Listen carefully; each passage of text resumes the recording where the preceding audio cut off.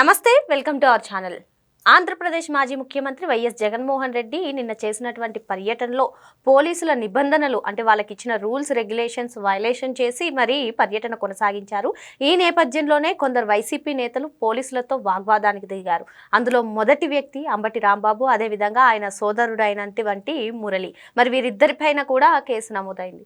దీనిపైన పూర్తిగా విశ్లేషించడానికి మనతో పాటుగా ఉన్నారు సోషల్ యాక్టివిస్ట్ శ్రీలీల గారు. నమస్తే మేడం. మేడం, గతంలో మనం చూసుకున్నట్లయితే ఏదైతే వైసీపీ నిర్వహించుకుందో వెన్నుపోటు దినోత్సవం అని చెప్పి అప్పుడు కూడా అంబటి రాంబాబు గారు ఏ విధంగా పోలీసులపైన వాగ్వాదానికి దిగారో అందరూ చూశారు. మరి నిన్న కూడా జగన్మోహన్ రెడ్డి పర్యటన జరుగుతున్న నేపథ్యంలో ఒక పక్క ఇద్దరు మరణించారని వార్తలు వస్తున్నాయి, మరో పక్క అంబటి రాంబాబు పోలీసులతో ఏ విధంగా వాగ్వాదానికి దిగారో మనం అందరం చూసాము. అదేవిధంగా అంబటి రాంబాబుతో పాటు మురళి ఇంకా వేరే వైసీపీ నేతలు కూడా ఉన్నారు. ఏంటి అసలు అంబటి ఈ విధంగా పోలీసులతో వాగ్వాదానికి దిగడాన్ని ఏ విధంగా చూడాలి? మరి మొత్తానికి అంబటి రాంబాబు పైన ఆయన తమ్ముడు పైన కేసు నమోదు చేశారు. ఈ పరిణామాన్ని ఏ విధంగా చూడాలంటారు? ఇక్కడ అసలు అంబటి రాంబాబు అనే వ్యక్తి గురించి చెప్పుకోవాలంటే గతంలో మంత్రిగా పనిచేశాడు అన్న సోయ కానీ, కనీసం ఆ హుందాతనం కానీ, ప్రజల పట్ల అక్కడున్న ఏదైతే ఒక వాతావరణం మరి క్రియేట్ చేస్తున్నాం మనం, అలాంటివి ఉండకూడదు అని చెప్పే సోయ కూడా లేకుండా వీళ్ళు ఏ విధంగా ప్రవర్తించారు అంటే ఒక కార్యక్రమం చేసేటప్పుడు అంటే ఇట్లాంటి ఒక కార్యక్రమం అంటే అసలు దీని కార్యక్రమం అని కూడా అనకూడదు. ఎవరి కోసం వెళ్ళారు, ఏం చేయటానికి వెళ్ళారు, వీరు నిర్వహించే ఈ సభలు సమావేశాలు ఇట్లాంటివన్నీ దేనికి దారితీస్తున్నాయి? మరి జగన్మోహన్ రెడ్డి 10 మందికి ఏదైనా మంచి చేస్తున్నాడా? వీళ్ళు అధికారంలో ఉన్నప్పుడు మరి అన్నా క్యాంటీన్లు నలుగురికి అన్నం పెట్టేదాన్ని కూల్చేశారు. మరి అదేవిధంగా నలుగురు పడుకొని రెస్ట్ తీసుకోవడానికి ప్రజావేదికను ఒక వేదికను పెడితే దాన్ని కూల్చేశారు. ప్రజావేదికను కూల్చేయటం, ఇటువైపు అన్నా క్యాంటీన్లు కూల్చేయటం, ప్రజానాయకుడిని అక్రమ అరెస్ట్ చేయటం, ఇవన్నీ రాష్ట్రంలో ఎంతమందిని ఎన్ని విధాలుగా ఇబ్బందులు గురి చేసినప్పుడు మరి అంబటి రాంబాబు లాంటి వాళ్ళు, మరి వాళ్ళ తమ్ముడు మురళి లాంటి వాళ్ళు ఏమైపోయారు, ఎక్కడికి వెళ్ళారు? అప్పుడు ప్రశ్నించడానికి నోళ్ళు రాలేదా? అంటే మీ జగన్మోహన్ రెడ్డి ఏది చేస్తే అది మంచిది. ఈ రోజున ఒక బెట్టింగ్ రాయుడికి మీరు విగ్రహావిష్కరణలు, మీ పార్టీ జెండాలు పట్టుకొని ప్లకార్డులు పట్టుకొని ఈ విధంగా ఇష్టానుసారంగా అక్కడ ఒక 5 వెహికల్స్కి పర్మిషన్ ఇచ్చారు. 500 వెహికల్స్ వేసుకొని వెళ్ళటానికి ఎవరు మీకు పర్మిషన్ ఇస్తారు? ఇష్టానుసారంగా బెల్టులు తిప్పుతూ ఆ బెల్టులతో వచ్చేపోయే రోడ్ల మీద వెళ్ళే వాళ్ళని కొడుతూ అక్కడ ఉన్న వాతావరణాన్ని అంతా ప్రజల్ని ఏ విధంగా భయభ్రాంతులు గురి చేశారు? అంబటి రాంబాబు కళ్ళకు కనిపించట్లేదా? కళ్ళకి పొరలు అడ్డుపడ్డాయా అని ప్రజలు ఈ విధంగా క్వశ్చన్ చేస్తూ ఉన్నారు. ప్రతి ఒక్కరూ అడుగుతున్నారు. ఎవ్వరూ కూడా ఇక్కడ ఉపేక్షించే పనే లేదు.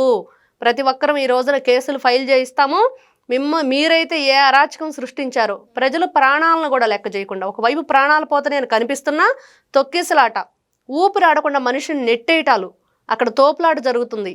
అంటే మీ కాన్వాయ మనిషిని తొక్కేస్తే ఏది జంతువునైనా మనం ప్రేమగా దగ్గర తీసుకుని, అలాంటిది మనిషిని ఇష్టానుసారంగా రోడ్డు పక్క లాగేసి వెళ్ళిపోయిన మీరు ఈ రోజున మళ్ళీ పోలీసుల్ని అంటే శాంతి భద్రతలను కాపాడే పోలీసులను కూడా ఏం చేస్తావు, ఎవడవు నువ్వు అనే భాష. మరి అక్కడ బ్యారిగేడ్స్ ఏ విధంగా లాగేస్తున్నాడు అంబటి రాంబాబు అంటే చూసాం. ఇష్టానుసారంగా మరి అతను అక్కడ ప్రవర్తించిన తీరు వాళ్ళ తమ్ముడు దానికి ఏ విధంగా సమర్థించుకుంటూ వచ్చాడు.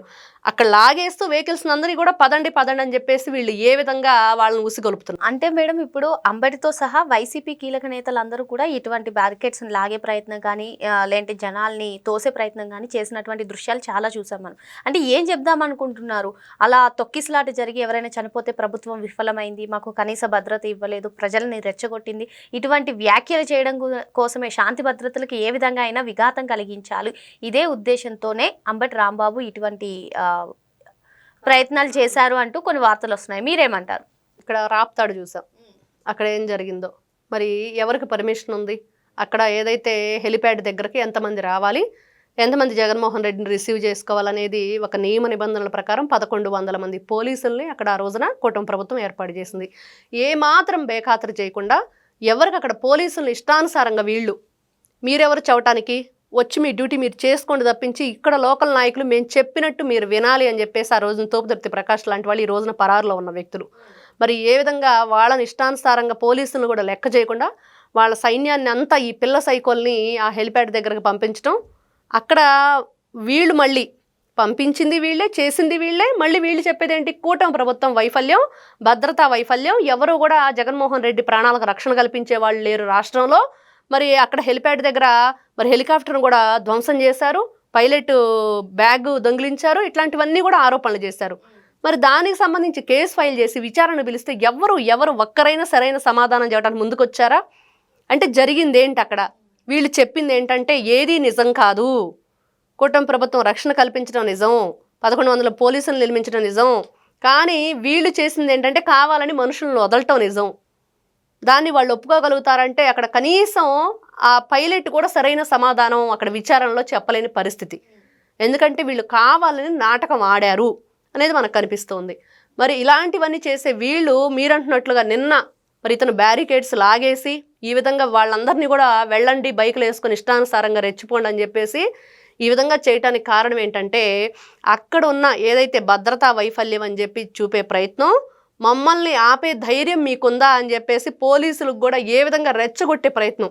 ఒకవేళ పోలీసులు ఏదన్నా కొంచెం కోపానికి ఉద్రేకులై వాళ్ళు ఏదన్నా చెయ్యి చేసుకున్న లాఠీ చార్జ్ చేసినా కూడా అదిగో పోలీస్ జులుం. కానీ నిజంగా అక్కడున్న ఏపీ పోలీసులను నిజంగా సెల్యూట్ చేయాలి. ఎందుకు అంటే ఎంత వాళ్ళు నియమ నిబంధనలతోటి క్రమశిక్షణతోటి ఎక్కడ కూడా వాళ్ళు క్రాస్ చేయలేదు లిమిట్స్. ఎంత దీన్నైనా పోరాడారు కానీ ఎక్కడ వాళ్ళ మీద కనీసం లాఠీ ఎత్తిన పాపాన పోలేదు. అంటే వీళ్ళు కూడా వేచి చూస్తున్నారు. ఎందుకంటే అక్కడ జరిగే కార్యక్రమం ఏంటి, ఎందుకు రెచ్చగొడుతున్నారు, రెచ్చగొడితే ఏం చేయటానికైనా వాళ్ళు రెడీగా ఉన్నారు. పొదులు చూసాం, రాళ్ళు చెప్పులు అదేవిధంగా కర్రలతోటి మరి పోలీసుల మీద మహిళల మీద రాళ్ళు విసిరి ఎంత గందరగోళాన్ని వాళ్ళు సృష్టించారు. మరి అక్కడ చూస్తే వీళ్ళు బ్లౌజ్ పీసులు అవి పంచి అది అక్కడున్న మహిళలు మాట్లాడటానికి ఇచ్చింది వైఎస్ఆర్సీపీ వాళ్ళు ఆ బ్లౌజ్ పీసులు అవన్నీ. మరి ఎవరికి చెప్పారు? కూటమి ప్రభుత్వం ఈ విధంగా పంచిందని చెప్పేసి చెప్పారు. ఇవన్నీ చూస్తూ ఉంటే ఎక్కడికి వెళ్ళినా కూడా ఏదో విధంగా అక్కడ ఇట్లాంటి ఒక నిజంగా వీళ్ళంతా కూడా ఒక శక్తులు, దుష్ట శక్తులు అనమాట. అంబటి రాంబాబు అనే వ్యక్తిని చూస్తూ ఉంటే నిజంగా ఒక మంత్రి పదవి వెలగబెట్టి వచ్చిన వ్యక్తి అంటే కాదు, వీధి రౌడీ కన్నా దారుణంగా, గూండా కన్నా అంతకంటే నీచంగా ప్రవర్తించాడు. పోలీసుల విధుల్ని అట్లా దుర్వినియోగపరచడానికి కారణమైన ఆ వ్యక్తిని ఏ మాత్రం ఉపేక్షించే పని లేదు.